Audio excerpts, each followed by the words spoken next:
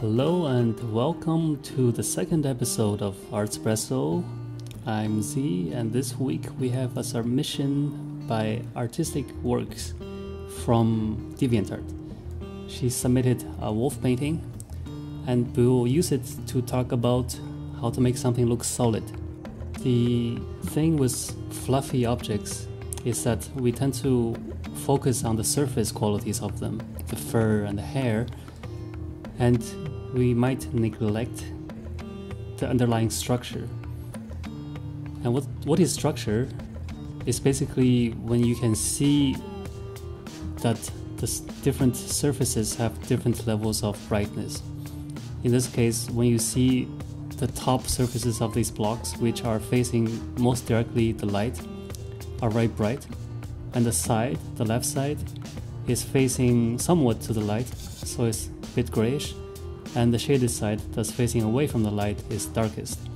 If we can draw an object with a few simple surfaces like this and make sure the values, the brightness, looks right in relation to the light, then we can make anything look solid regardless of their surface qualities.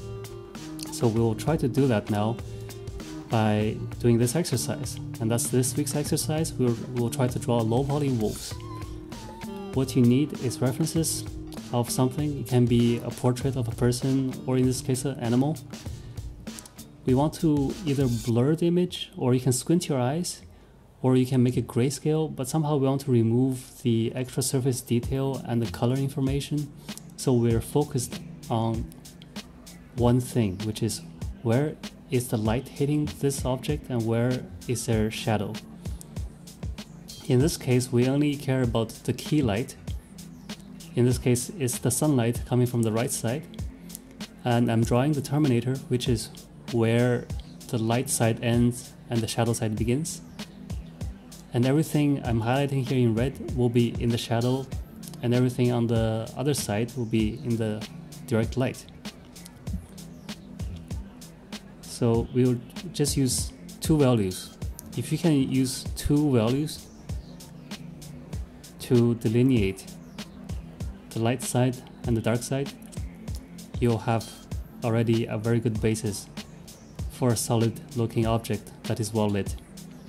So here we go. I will pick just a value directly from the image, something in the shadow side, and I will paint the shape that I've already sketched out on the other side here. And try to keep it simple, because now we're not so worried about any details. We want to make this really a low poly wolf, as few polygons, as few surfaces as we can manage, that makes it still look a bit like what we are studying.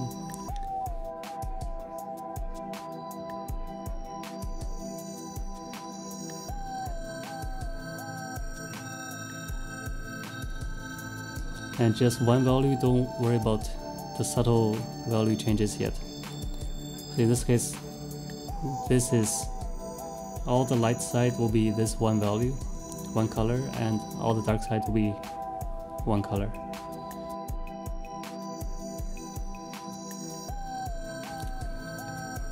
And if you pick the shapes, if you drew the shapes correctly and pick the right values, you should already have the impression of a solid object in direct light.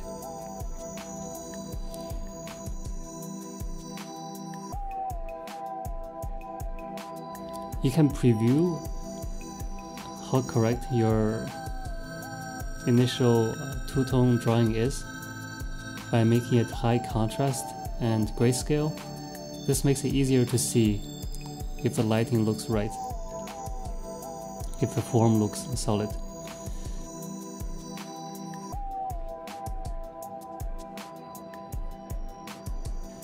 Okay, now we go into each of the sides, starting with the bright side, and make it two values again. So one is a brighter value for the surfaces that are facing directly the light, and another value for surfaces that are turned slightly away. And the same thing for the shadow side. So the reason we have different values in the shadow side is because of a different light source, a bounce light, or you can call it a fill light. In this case, it's most likely the snow on the ground that is being lit by the sun and reflecting light back up. So that's why we have the bottom side of the wolf that's a bit brighter.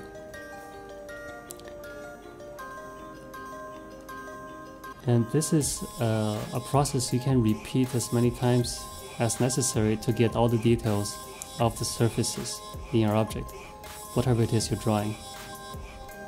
You can just progressively break down each area of the painting into, you know, a light tone and a dark tone, depending on how directly that surface is facing a light source. And of course we have to account for, at some point we will need to account for the local values, like the nose and lips here, that are black regardless of whether they're lit or not, simply because they're just very dark in their local color.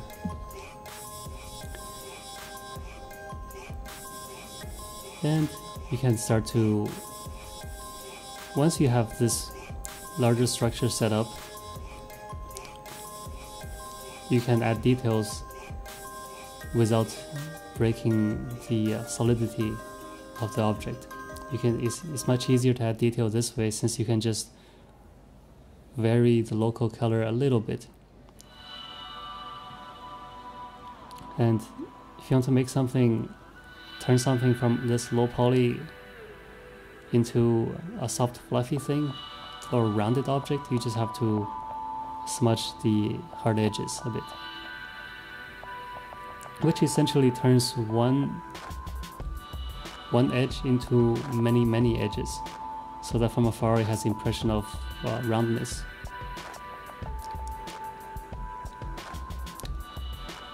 And once you have the larger value structure and the shape, the roundness established, you can just paint in details now. You can then, this is where you start to work on the surface quality of the object, how blurry it is, or how fuzzy it is, how hairy or scaly, or whatever quality the surface is you're painting.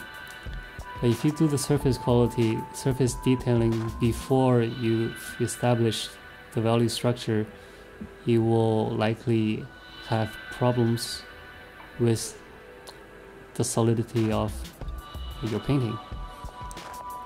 So let's see how this can be applied to our submission here.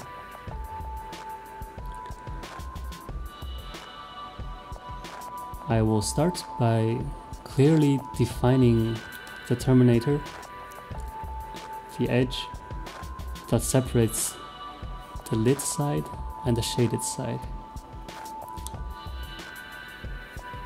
So in this case, it appears the light, the key light, is coming from behind us and slightly above us, since most of the top of the head and the snout are lit.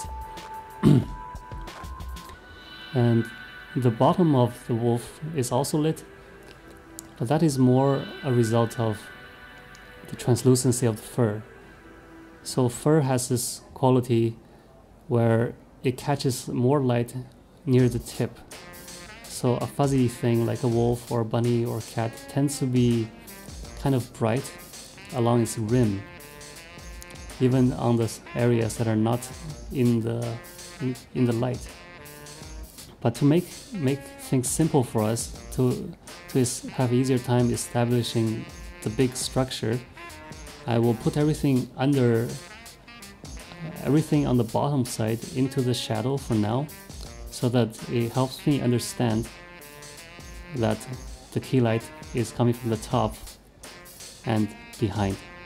And then later we'll put some light back in there for the special effect, which I consider translucency to be a special effect and not part of the base lighting.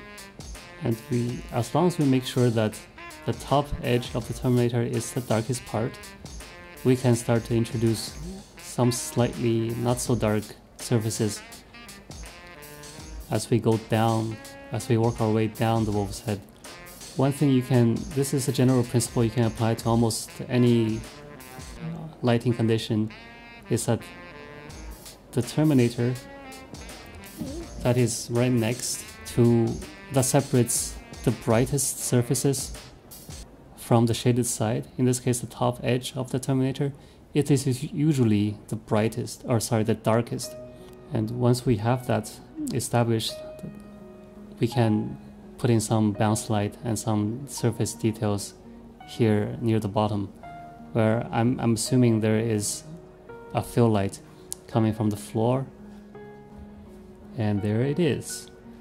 This week we'll also have an extra demo that is available on our Patreon. If you want to go check it out, we have some cool rewards like high-res images and PSD files and tutorials. So if you want to support us and get the cool stuff, we'd really appreciate that. As usual, we'll include links to our social media so you can go and check out our new artworks and other stuff that we may be working on. And of course, there'll be links on where you can submit your art for review in future episodes. We want to thank our friend Noblonski once more for giving us the cool music to use, and all the people who submitted their art already. We are working really hard on making more episodes, so thanks for your patience, and hopefully you'll see yours show up sooner rather than later. And if you've enjoyed this episode and feel like it's helped you, feel free to like and share it with your friends, and subscribe to our channel so you can see our new stuff. Alright, that's it for this episode. I will see you in the next one. Z out.